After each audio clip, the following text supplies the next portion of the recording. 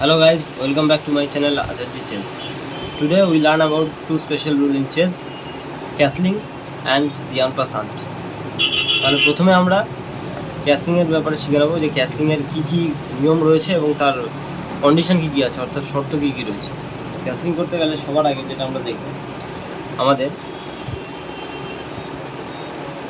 সেন্ট্রালের গুটিগুলোকে develop করতে হবে এবং সেন্ট্রাল কন্ট্রোল করতে হবে। So just like this, four move night F3 আমরা ডেভেলপ করছি একটা মাইনর পিসকে কিং সাইডে এবং রুক আর কুইনের মধ্যে জায়গাটা ফাঁকা করছি। অপোনেন্টও তাই করলো, সেও সেন্টারে ডেভেলপ করছে এবং আমি আমার ক্যাসলিংয়ের জন্য প্রিপেয়ার করলাম। আমি আমার আরেকটা পিস বিশপটাকে ডেভেলপ করলাম C4-এ।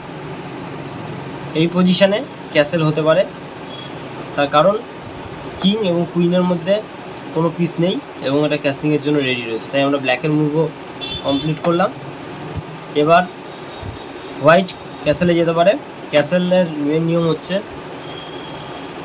Castling 2 square to the right যাবে, মানে রাজার দুটো স্কোয়ার ডান দিকে আসবে এবং রুক 2 স্কোয়ার টু দি লেফট, অর্থাৎ দুটো স্কোয়ার বাঁ দিকে আসবে।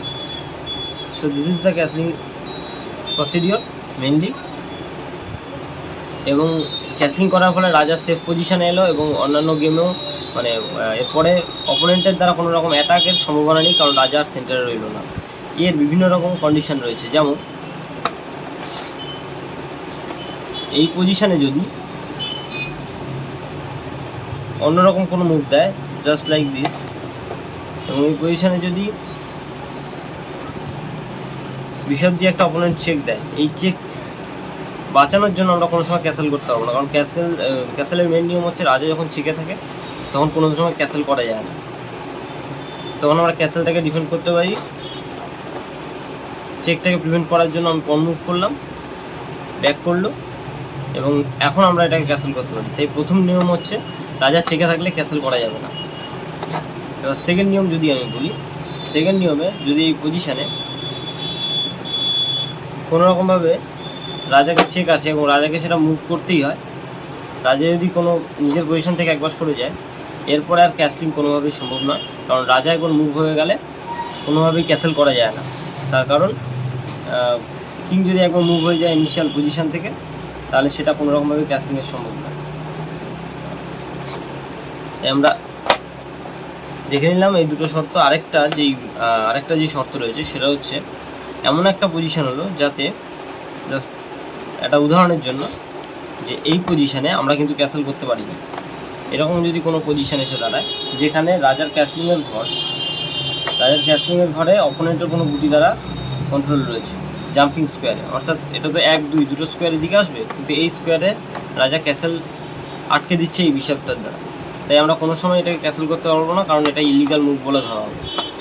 এই পজিশন থাকলে অপোনেন্টের যে কোনো গুটি দ্বারা যদি জাম্পিং স্কোয়ারে কোনো রকম এই দুটো স্কোয়ারের মধ্যে কোনো স্কোয়ারে যদি ইনফ্লুয়েন্স থাকে তাহলে আমরা ক্যাসেল করতে পারবো না। কিন্তু এই পজিশনটাকে যদি চেঞ্জ করে আমরা দেখে নিই জাস্ট একটা উদাহরণের জন্য, যে এই গুটিটা নেই এবং এই পজিশনে এরকম রয়েছে, এরকম একটা পজিশন যদি থাকে যেখানে রুট থ্রেটেন রয়েছে এবং এই মুহূর্তে রাজার কিংও সরেনি, তাই আমরা এই সময় ক্যাসেল করতে পারবো, কারণ ক্যাসেল করা যাবে, তার কারণ এটা রাজার কোনো জাম্পিং স্কোয়ারে কন্ট্রোল করেনি, রুককে থ্রেট করে আছে, তাই আমরা নির্দ্বিধায় ক্যাসেল করতে পারি এবং অপোনেন্টের গুটিতে অ্যাটাক করতে পারি। এটাই হচ্ছে আরেকটি নিয়ম। এবং এর পাশাপাশি আরেকটা নিয়ম হচ্ছে যদি কোনো সাইডের কোনো রুক কিং সাইড বা কুইন সাইডের কোনো রুক যদি মুভ করে একবার তার ইনিশিয়াল পজিশন থেকে, সেই দিকে আর ক্যাসেল করা যায় না। অর্থাৎ রুক যদি আমার এখানে চলে আসে একবার, তাহলে আমরা আর কুইন সাইডে ক্যাসেল করতে পারবো না। কুইন সাইডের ক্যাসলিংটা হয় যেটা মেন নিয়ম, সেটা হচ্ছে 2 স্কোয়ার টু দি লেফট যাবে এবং 3 স্কোয়ার টু দি রাইট আসবে। এখানে 3টে স্কোয়ার চলে আসছে রুক কুইন সাইড ক্যাসেল বা লং ক্যাসেলে, আর এটা হচ্ছে শর্ট ক্যাসেলের ক্ষেত্রে এটা 2 স্কোয়ার আসছে এবং এটা 2 স্কোয়ার যাচ্ছে, এটা হচ্ছে শর্ট ক্যাসেল বা কিং সাইড ক্যাসেল, এবং এটা হচ্ছে লং ক্যাসেল বা কিং সাইড ক্যাসেল। এটাই হচ্ছে ক্যাসলিংয়ের মেন নিয়ম। এই তিনটে বিষয়ের আমাদের উপর ফোকাস রাখতে হবে। এবং যদি আমরা দেখি এরপর সেকেন্ড নিয়মে যাই, যেটা হচ্ছে আনপাসান্ট। আনপাসান্টের রুলস অনুসারে বোর্ড আমরা একটু সাজিয়ে নিচ্ছি।